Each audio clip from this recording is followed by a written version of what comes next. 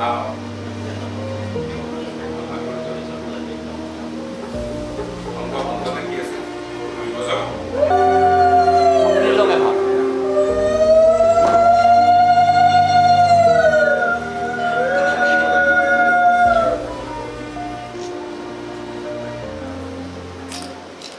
বৰ্ণনা আজিৰ গ্ৰন্থখনত আপোনালোকে পাব আৰু জীৱনৰ আটাইতকৈ বেছি কাল তেখেতে প্ৰায় 14 বছৰতকৈ ওপৰ কাল তেজপুৰতে কটাইছিল আৰু তেজপুৰৰ মই ভাবোঁ যে তেখেত এজন একেবাৰে বিশেষজ্ঞ আৰু তেজপুৰ সম্পৰ্কতে আটাইতকৈ তেওঁ বেছিও গ্ৰন্থ লিখিছে আৰু এতিয়াও তেখেতৰ তেজপুৰৰ লগত সম্পৰ্ক আছে তেজপুৰৰ গোটেই কথা তেখেতৰ নহদৰ্পণত আছে গোটেই জীৱনৰ অধিককাল তেখেতে তেজপুৰত কটাইছিল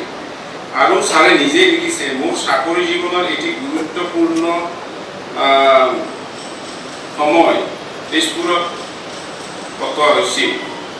তেজপুৰত প্ৰথমবাৰ 1974 চনৰ পৰা 1983 চনলৈ পুনৰ 1986 চনৰ পৰা 1951 চনলৈ আৰু ছাৰে সেইকাৰণে আজি বৃন্দাবন গোস্বামী ছাৰক অসুস্থ অৱস্থাত হ'লেও টানি আনিছে তেখেত নহ'লে মোৰ অনুষ্ঠানটো নহ'ব গতিকে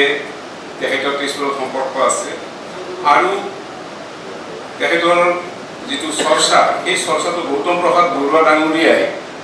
এটা প্ৰবন্ধত লিখিছে এখন কিতাপৰ আলোচনা যে তেখেতে কালিৰাম মেধিৰ পথ অনুকৰণ কৰা যেন লাগি কৰিছে বুলি তেখেতে কৈছে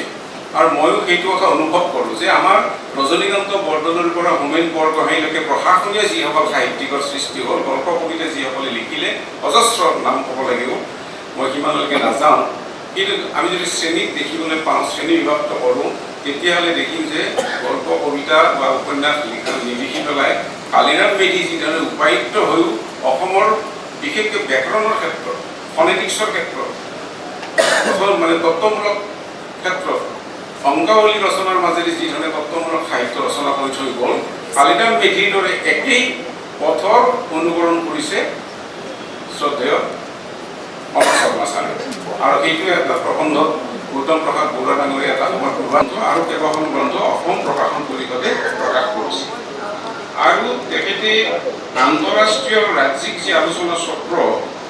আন্তঃৰাষ্ট্ৰীয় ৰাজ্যিক আলোচনা চক্ৰ তেখেতে অংশগ্ৰহণ কৰিছিল 18খন পেপাৰ ছাবমিট কৰিছিল মই কৈছোঁ কালিও কৈছিলোঁ যে এই 18খন পেপাৰ আপুনি প্ৰকাশ কৰিব নোৱাৰে নেকি গোটেইখন ব্ৰহ্মপুত্ৰৰ ওপৰত আছে আৰু মাধৱ কন্দলী ৰামায়ণৰ ওপৰত তেখেতে কৈছে আৰু অসমৰ নদীবিলাকৰ ওপৰত তেওঁ ৰিচাৰ্চ পেপাৰ ছাবমিট কৰিছে এইবিলাক যদি মূল্যৱান কিতাপ আকাৰে প্ৰকাশ কৰা ভাল হয় কিন্তু ছাৰে কৈছে বহুবিলাক হেৰাই গৈছে গতিকে আমি দেখিছোঁ 27খন গ্ৰন্থ 33খন সম্পাদিত গ্ৰন্থ আৰু 18খন চেমিনাৰ ধ্বংসৰ কাৰণে কাৰাগাৰ সংস্থাপনৰ কাৰণে তেওঁ বহুত কাম কৰিছিল কেনেকৈ হৈছিল আৰু কাৰাগাৰৰ পিছতে কি ধৰণে কণ্টেম্প প্ৰচিডিং হৈ পেলাই সুপ্ৰিম কোৰ্টত জবাবদিহি হৈছিল আনকণ্ডিশ্যনেল পাৰ্ডন তৈয়াৰ কৰিছিল এই কাহিনীও এই কিতাপত আছে গতিকে তেখেতে ডাঙৰ এটা ইছ্যু ওলাইছে যে আমাৰ সকলোৰে ভোটাধিকাৰ থাকে কিন্তু জেলত থকা মানুহৰ ভোটাধিকাৰ নাই অথচ জেলত থাকি পেলাই MLA হৈছে অসমত জেলত থাকি পেলাই MP হৈছে অজস্ৰ একিউজড ক্ৰিমিনেল বুলিও ক'ব পাৰে সেইসকলে কিন্তু MLA MP হ'ব পাৰে মন্ত্ৰী হ'ব পাৰে কিন্তু জেলত থকা মানুহে ভোট দিব নোৱাৰে আজিৰ তাৰিখত তাত ভোট কেন্দ্ৰ নাই তেওঁলোকৰ ভোটৰ অধিকাৰ নাই কিয় এই সম্পৰ্কতো তেওঁ গুৰুত্বপূৰ্ণ প্ৰবন্ধ লিখিছে বিভিন্ন ছেকশ্যন দি পেলাই লিখিছে তেখেতে আজিও বিশ্বাস কৰে যে হিউমেন ৰাইট মানে যিটো অধিকাৰ সেই অধিকাৰৰ বঞ্চিত কৰিব নালাগে এই ইছ্যুবিলাকৰ দৰে প্ৰণৱ শৰ্মা ছাৰে এই কথাবিলাক কৈছে মই